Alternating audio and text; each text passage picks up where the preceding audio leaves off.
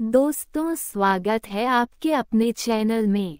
दोस्तों, आज गुप्त नवरात्रि का 7वां दिन है जो साधकों के लिए अत्यंत महत्वपूर्ण होती है। गुप्त नवरात्रि का 7वां दिन मां कालरात्रि की उपासना के लिए समर्पित होता है।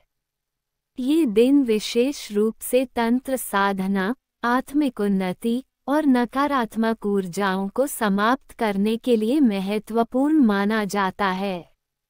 इस दिन की गई पूजा और अनुष्ठान से व्यक्ति को मानसिक, शारीरिक और आध्यात्मिक रूप से लाभ मिलता है।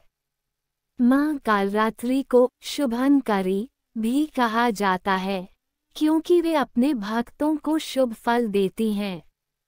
मां कालरात्रि का स्वरूप अत्यंत भयावह होने के बावजूद वे भक्तों को निर्भय बनाती हैं। उनका मुखमंडल काला है। उनके खुले हुए बाल और चमकती हुई आंखें उन्हें रौद्र और शक्तिशाली बनाती हैं। उनका वाहन गधा है जो विनम्रता और बलिदान का प्रतीक माना जाता है। मां कालरात्रि की उपासना गुप्त नवरात्रि के सप्तमी दिन में अत्यंत महत्वपूर्ण होती है।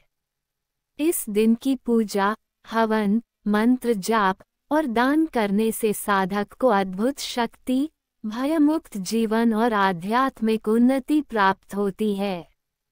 मां कालरात्रि के 4 हाथ होते हैं।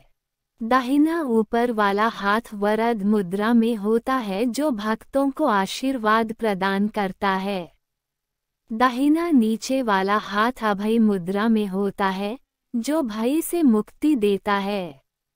बायां ऊपर वाला हाथ इसमें लोहे का एक घातक अस्त्र होता है जो राक्षसों का नाश करता है।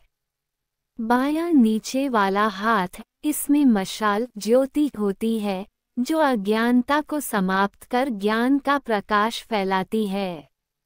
मां कालरात्रि को शुभंकरी भी कहा जाता है, क्योंकि वे अपने भक्तों को शुभ फल देती हैं। गुप्त नवरात्रि में सप्तमी तिथि अत्यंत महत्वपूर्ण होती है, विशेषकर जो साधक तंत्र मंत्र, शक्ति साधना और आध्यात्मिक जागरण की साधना करना चाहते हैं। इस दिन मां कालरात्रि की पूजा करने से जीवन की बाधाएं समाप्त होती हैं और शत्रुओं का नाश होता है। पौराणिक कथा के अनुसार एक बार दानव रक्तबीज ने पृथ्वी, स्वर्ग और पाताल लोक में आतंक मचा दिया। उसने कठोर तपस्या करके यह वरदान प्राप्त किया था कि जब भी उसकी रक्त की एक बूंद गिरेगी तो उससे एक नया रक्तबीज उत्पन्न हो जाएगा। जब देवताओं ने मां दुर्गा से प्रार्थना की तो उन्होंने अपनी शक्ति से मां कालरात्रि का अवतार लिया। मां कालरात्रि ने रक्तबीज पर प्रहार किया, लेकिन उसके रक्त की बूंदें भूमि पर गिरते ही हजारों रक्तबीज उत्पन्न हो गए। तब मां कालरात्रि ने अपनी विशाल जिह्वा फैलाकर संपूर्ण रक्त को पी लिया और रक्तबीज का संहार कर दिया।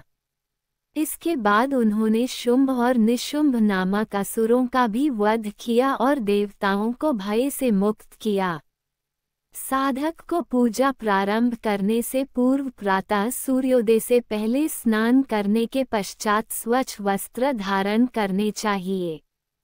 घर के पूजा स्थान पर मां कालरात्रि का चित्र या मूर्ति स्थापित करें। पूजन स्थल को गंगा जल से शुद्ध करें। स्वयं पूर्व दिशा की ओर मुख करके बैठें।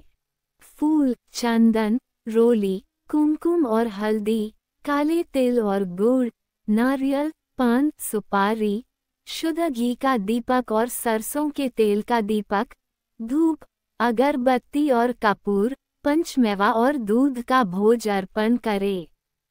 सबसे पहले मां कालरात्रि का ध्यान करें और संकल्प लें। ओम ऐं क्लीं कालरात्र्याय नमः। काले तिल और गुड़ का भोग लगाएं। लाल और काले फूल अर्पित करें। कपूर और सरसों के तेल का दीपक जलाएं। मां के बीज मंत्र का 108 बार जाप करें। ओम क्रीं कालिकायै नमः। दुर्गा सप्तशती पाठ। सप्तम अध्याय का पाठ करना विशेष रूप से फलदायी होता है। यदि संपूर्ण पाठ संभव न हो तो कम से कम सप्तशती के रतबीज वध प्रसंग का पाठ करें।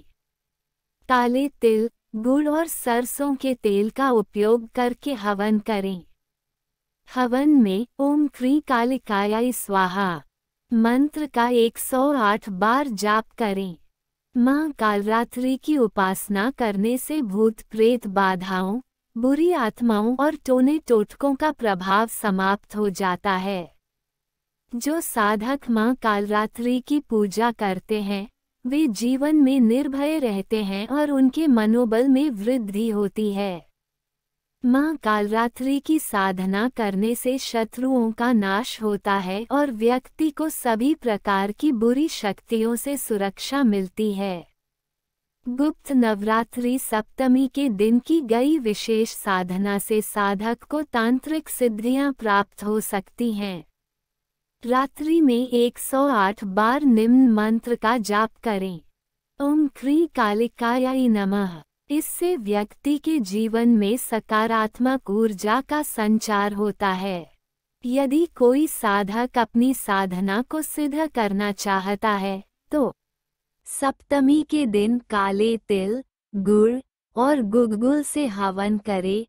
मां कालरात्रि के साथ साथ इस दिन भगवान भैरव की पूजा करने से व्यक्ति के जीवन में सभी प्रकार की समस्याएं समाप्त हो जाती हैं। जय माता दी।